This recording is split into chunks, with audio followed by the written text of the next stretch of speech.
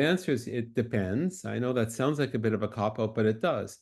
David's absolutely right. Government procurement is an entirely other world into and of itself, right? Depending on the level of government and the size of the particular contract that they want to put out, you got to be on this list. Vendor of record, there's a whole bunch of similar terms. G, everything is, pardon me, scored over a number of different criteria, price being one of them, etc.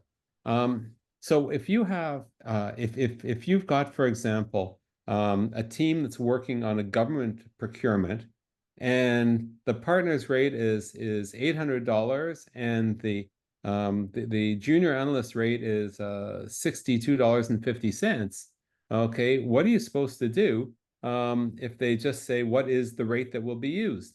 And I think I think the challenge here is that you can give a range. You can say, depending on the role, I've been involved where they've said, what are the particular roles, what are the rates, etc. What percentage of the time is going to be spent by each person on it, as a guideline. So government procurement has a lot of those specific things, and it's very simple. If you want to play the game of, you have to know what the rules are and you follow them. If you don't follow the rules, you're out the door. For a corporate or larger not-for-profit, where the procurement is a little bit more, is still sophisticated, but they might not ask that.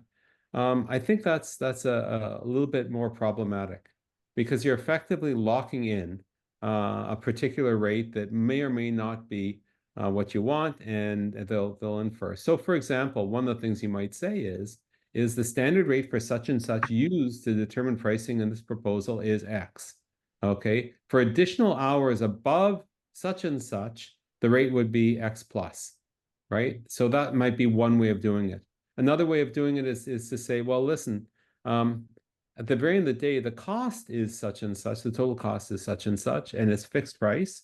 Or we've got, call it the average. We've also got a minimalist, and we also have an enhanced version of that as well, where you have a choice between, door A, B, and C.